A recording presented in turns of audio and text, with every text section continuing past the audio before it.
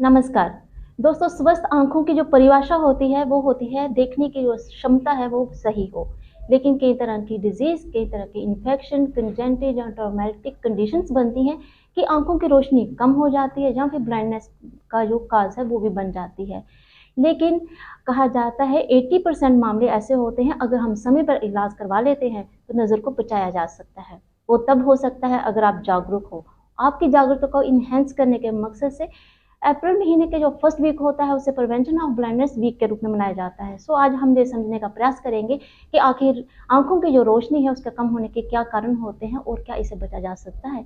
इस पर आज हमें विशेष जानकारी देंगे डॉक्टर अशोक कुमार शर्मा जी, जो कि professor and head of department ophthalmology government medical college Jammu है। सर, आपका हमारे प्रोग्राम में स्वागत है। सर, धन्यवाद। जब हम ब्लाइंडनेस की बात करते हैं तो आँखों की जो रोशनी होती है सामान्य जीवन जीने के लिए बहुत ज़रूरी होती है। जी। लेकिन धीरे-धीरे रोशनी कम होना जहाँ पे किसी डिज़ीज़ के कारण जहाँ पे ट्रॉमेटिक कंजेनिटल कंडीशंस में ब्लाइंडनेस होना एक गंभीर स्थिति होती है। सर, आपसे हम ये जानना चाहते हैं ऐसी कौन-सी डिज़ीज़ हैं जो रोशनी को कम कर देती हैं? देखिए, हर उम्र के हिसाब से अलग-अलग बीमारियाँ हैं, जिनकी वजह से रोशनी कम हो जाती है और जैसे आपने कहा कि 80% लोगों में हम अगर टाइम से उसको इलाज शुरू कर दें और डायग्नोज़ कर लें, तो हम उनको ठीक कर सकते हैं। तो उम्र के हिसाब से अगर हम बात करें, तो सबसे कॉमन जो पहले होता था कि 50 साल की उम्र के बाद मोतियाबिंद बन जाता था, सफ़ेद मोतिया जिसका इंसिडेंस सबसे ज़्यादा होता था, इसी के बारे में हम ज़्यादा बात करते थे। जी। तो इसका तो इलाज है हमारे पास, अब साइंस में इतनी तरक्की हो गई है कि किसी को मोतियाबिंद बनता है, तो उसका ऑपरेशन हो जाता है, 6-7 मिनट लगते हैं और रोशनी पूरी वापस आ जाती है। तो अब सफ़ेद मोतिया जो इसके सबसे ज़्यादा केसेस होते हैं और बड़े लोगों को होता है, पर अब सोसाइटी में ये एक्सेप्टेड है कि सफ़ेद मोतिया होगा तो उसका ऑपरेशन होगा और पूरी नज़र आ जाएगी। इसके बाद दूसरी बीमारी जो आती है वो है काला मोतिया, जिसको कहते हैं ग्लोकोमा कहते हैं। जी। इसमें आँख का प्रेशर बढ़ जाता है और आँख के जो पीछे सेल्स होते हैं जिनको रेटिना बोलते हैं, उनका नंबर धीरे-धीरे कम होना शुरू हो जाता है। इसको साइलेंट थीफ ऑफ साइट भी बोलते हैं, क्योंकि ग्लोकोमा में जो नज़र जाती है वो वापस नहीं आती है। ओके। तो इसीलिए इसको डायग्नोज़ करना और इसको ट्रीट करना सफ़ेद मोती से ज़्यादा ज़रूरी है। आप कुछ पूछ रहे जी। थे? जी। सर, जैसे कि आपने कहा कि कई तरह की ऐसी डिज़ीज़ होती हैं जो कि कारण बन जाती है, हमारी रोशनी कम हो जाती है या फिर बिल्कुल ही चली जाती है। सर, आजकल की जो लाइफ़स्टाइल है, जो हमारे डिजिटल गैजेट्स हैं, कहा जाता है कि 1 साल से लेके जो 5 साल तक के बच्चे हैं वो 87% वो उनका जो टाइम है वो मोबाइल फ़ोन यूज़ करते हैं। तो सर, इसका जो प्रभाव है हमारी आँखों पर वो किस तरह से पड़ रहा है? आप अपनी ओपीडी जैसे अभी कर रहे थे, आप क्या देखते हैं? किस तरह की समस्याएँ लेके लोग ज़्यादा पहुँचते हैं? देखिए, उम्र के हिसाब से इनका फ़र्क पड़ता है। जैसे आपने छोटे बच्चों से शुरू करते हैं हम, छोटे बच्चे हैं, माता-पिता दोनों काम करते हैं, बच्चों को मोबाइल दे देते हैं, यूट्यूब लगा देते हैं और या टीवी लगा देते हैं, उसी में खुश हैं, पर उनको नहीं पता कि इससे बच्चों को मायोपिया हो जाता है, चाइल्डहुड मायोपिया जिसको बोलते हैं। जी। जी। हाँ, तो मायोपिया होने की वजह से क्या होता है कि बच्चे को चश्मे का नंबर लग जाता है और जो मायोपिया का इंसिडेंस है वो बहुत ज़्यादा बढ़ रहा है इस कमिंग जनरेशन में। जैसे-जैसे बच्चे बड़े हो जाते हैं, जैसे-जैसे बड़े लोग हैं जो ज़्यादा ऑफ़िसेज़ में कंप्यूटर यूज़ करते हैं, मोबाइल यूज़ करते हैं, लैपटॉप यूज़ करते हैं, तो उन लोगों में ड्राई आई के सिम्पटम्स बहुत ज़्यादा होते हैं, जिसमें आँखें थक जाती हैं, आँखें बंद करने का मन करता है, थोड़ी देर में आँखें थक जाती हैं। तो ये ड्राई आई क्योंकि हम नॉर्मली ब्लिंक करते हैं, हर 10 सेकंड में हम लोग ब्लिंक करके अपनी आँखों को नम कर देते हैं।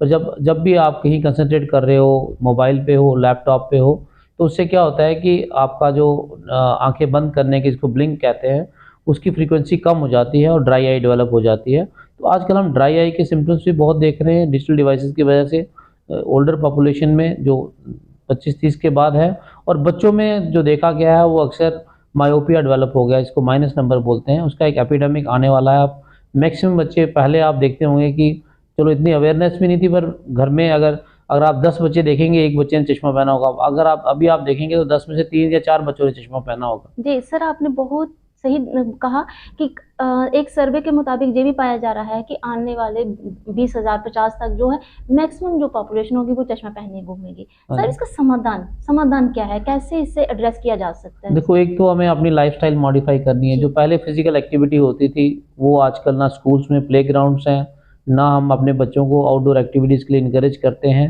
बड़े कम परसेंटेज के है बच्चों की जो लोग स्टेडियम जाते हैं या जो थोड़ा फ़िज़िकल एक्टिविटी करते हैं।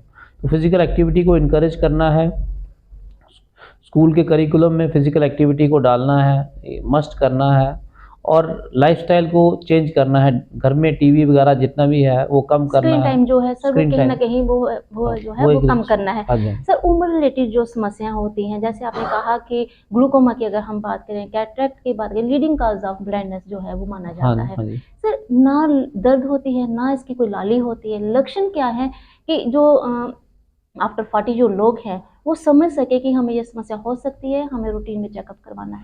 देखिए आजकल तो जैसे डायबिटीज़ का इंसिडेंस भी बहुत बढ़ गया है, मतलब कि अब अगर मैं कहूँ कि मुझे हर तीसरा मरीज़ डायबिटिक मिलता है तो ये बहुत बड़ा फिगर हो जाता है। जी।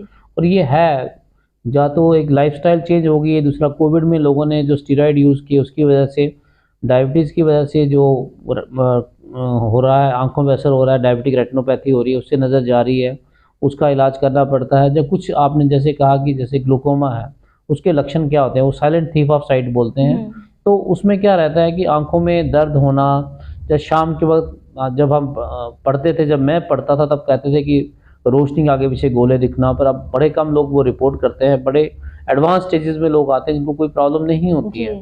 तो इसका मतलब है कि अब ये सिम्पटम्स कम हैं और बीमारी बहुत ज़्यादा है। तो इसका है कि हमें हर साल ग्लूकोमा वीक मनाया जाता है, ड्राइव है। हमारे पास जितने भी मरीज़ आते हैं, हम उनको जो मर्ज़ी प्रॉब्लम हो, काले मोतिया का टेस्ट हम करते ही करते हैं, ताकि जी। अगर किसी को है और डायग्नोज़ हो जाए और उसका इलाज फटाफट शुरू हो जाए।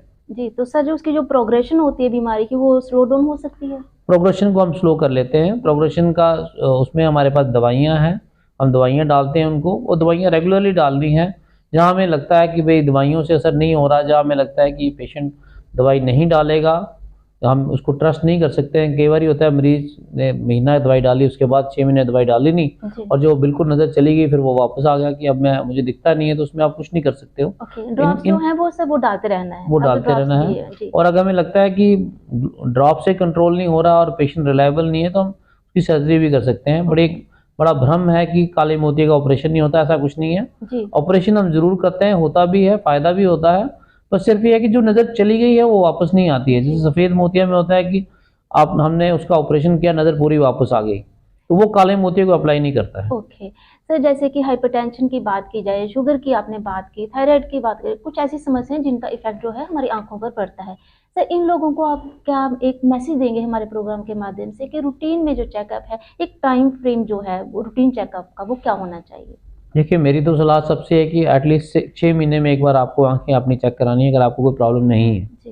पर अगर आपकी फैमिली में, अगर आपको या आपकी फैमिली में ब्लड प्रेशर है, शुगर है, काला मोतिया है, तो ये ड्यूरेशन जो है एवरी 3 मंथ्स हो जानी चाहिए। आपको प्रॉब्लम है या नहीं है? जी। अब मेरे पास मरीज़ आते हैं, मैं देखता हूँ कि डायबिटिक हैं और उनके साथ उनके बच्चे आए हुए हैं, तो उनमें बच्चों को डायबिटीज़ की कॉम्प्लिकेशंस और काले मोतिये की कॉम्प्लिकेशंस के बारे में ज़रूर बताता हूँ, ताकि इनको तो हो गया है, जी। तो बच्चे अपना टाइम से इलाज करें। डायबिटीज़ है तो बीपी, शुगर, लिपिड कंट्रोल करें, सैर करें, और अगर ग्लूकोमा है उनको, तो वो अपना रेगुलर स्क्रीनिंग कराते रहें। जिस दिन उनको जिस दिन भी उनको काले मोतिये के थोड़ा बहुत भी कोई लक्षण आते हैं, तो हम दवाई शुरू कर सकते हैं। कहीं न कहीं जो बची हुई नज़र है उसे बचाया जा हाँ जी, हाँ सकता जी, है। हाँ जी। सर चश्मा पहने जो लोग हैं हमारे प्रोग्राम के माध्यम से चलते-चलते एक बता दीजिए कि जो लोग चश्मा पहने हुए हैं वो उतारना चाहते हैं, चश्मा रिमूव करवाने की जो नई टेक्निक्स हैं वो क्या हैं? अगर वो डिसाइड नहीं कर पा रहा है कोई तो? देखिए, चश्मा उतारने के लिए बड़ा क्लियर कट ये है कि एक आपका चश्मे का नंबर स्टेबल होना चाहिए 6 महीने तक, जी। ठीक है? दूसरा ऐज है कि आपकी ऐज जो है वो 18 से 20 के बीच में होनी चाहिए, उसके बाद ही करते हैं, पहले नहीं करते हैं। ओके। और ये सब ठीक हों तो उसके बाद कुछ आपके टेस्ट किए जाते हैं, जिसमें नॉर्मली क्या होता है कि जो भी चश्मा हटाने की सर्जरी हम लोग करते हैं, लेज़र से कॉर्निया को रीशेप करते हैं। जी। अगर आपकी कॉर्निया ऑलरेडी कमज़ोर है, थिन है, तो वो अगर आप रीशेप करते भी हैं तो हो सकता है कि आपका चश्मे का नंबर वापस आ जाए, इसको रिग्रेशन जी। बोलते हैं, जी। जब सर पहले से भी वर्स हो जाए। तो ये सब आपका जो डॉक्टर है, आई डॉक्टर है, वो डिसाइड करेगा कि आप उसके लिए फिट कैंडिडेट हैं या नहीं हैं। जी। सर आज जहाँ पर पूरी दुनिया भर में ये वीक मनाया जा रहा है, हमने आपसे समझने का प्रयास किया कि कैसे बची हुई नज़र को जो है वो बचाया जा सकता है अगर हम टाइमली इलाज करवा लेते हैं। सर आपने हमें वैल्यूएबल जानकारी दी, आपका बहुत-बहुत शुक्रिया। Thank you. दोस्तों डॉक्टर साहब हमें बता रहे थे कि दृष्टि अगर हम अपना अधिकार मानते हैं तो इसकी सुरक्षा करना भी हमारी ज़िम्मेदारी होती है। आँखों से जुड़े किसी भी बदलाव को इग्नोर ना कीजिए, इलाज कीजिए ताकि आप सुंदर मुस्कान के साथ सुंदर दुनिया को भी देख सकें। इस प्रोग्राम में इतना ही, अगले अंक में फिर हाज़िर हूँ किसी और विषय के साथ।